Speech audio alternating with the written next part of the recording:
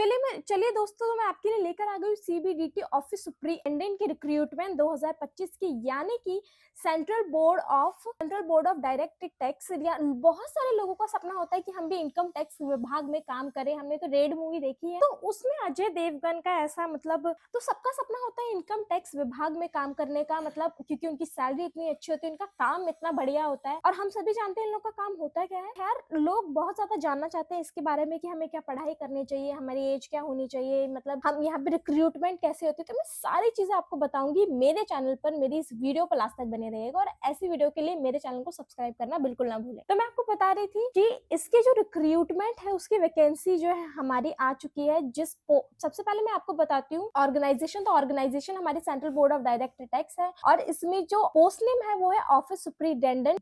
इसमें जो पोस्ट है ऑफिस सुपरिटेंडेंट का है, ग्रुप बी का। और इसमें जो टोटल पोस्ट है हमारी 15,977 है।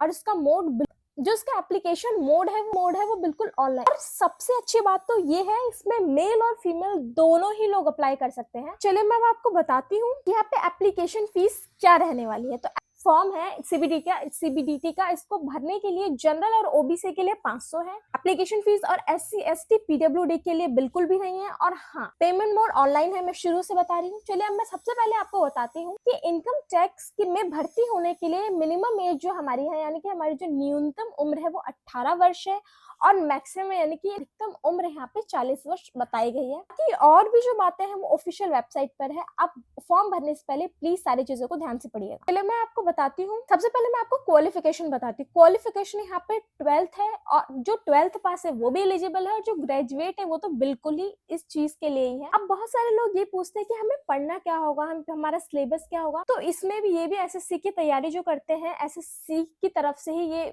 निकाला जाता है इनकम टैक्स का, ये इनकम टैक्स की पोस्ट। तो आप एसएससी सीजीएल इसी के द्वारा हम बनते हैं, तो आप वो तैयारी करें। आप उसके बाद ही आप इनकम टैक्स विभाग में घुसते हैं। उसके बाद मैं आप बता दूं आपको कि इसकी सैलरी क्या रहने वाली है। सैलरी यहाँ पे 40,000 से 70,000 जो कि स्टार्टिंग होती है, और उसके बाद जैसे जैसे समय बढ़ता रहता है वैसे वैसे सैलरीज भी बढ़ती रहती है। चलिए मैं आपको बता देती हूँ अप्लाई करने की डेट क्या है। इसको अप्लाई करने की डेट फरवरी यानी कि फरवरी में शुरू हो चुकी है, और लास्ट डेट इसके अप्लाई करने की मार्च है। बाकी और भी नोटिफिकेशन वेबसाइट पे आती रहेंगी, तो आप ध्यान से उनको पढ़ते रहिएगा और देखिएगा। जो हमारा सिलेक्शन प्रोसेस है वो रिटन एग्जाम होगा, और डॉक्यूमेंट वेरिफिकेशन, इंटरव्यू नहीं है। बाकी मैं आपको अपनी तरफ से एक और गाइडेंस देना चाहूंगी कि अक्सर इनकम टैक्स वैसे तो हर कोई सोचता है हम इसमें जाए, लेकिन मेरी तरफ से तो उन लोगों का जाना बेस्ट होता है जिनकी मैथ्स बहुत अच्छी होती है। इनकम टैक्स विभाग में जिन लोगों की गणित में पकड़ जितनी मजबूत होती है, उनके लिए एग्जाम बहुत ही ज्यादा इजी होता है, और ये काम भी वही होता है। चलिए मैंने आपको सिलेक्शन प्रोसेस तो बता ही दिया है मैंने। बाकी आपको डॉक्यूमेंट्स के बारे में बता देती हूँ। डॉक्यूमेंट्स हमारे पासपोर्ट साइज फोटो है, उसके बाद आधार कार्ड है, सिग्नेचर है,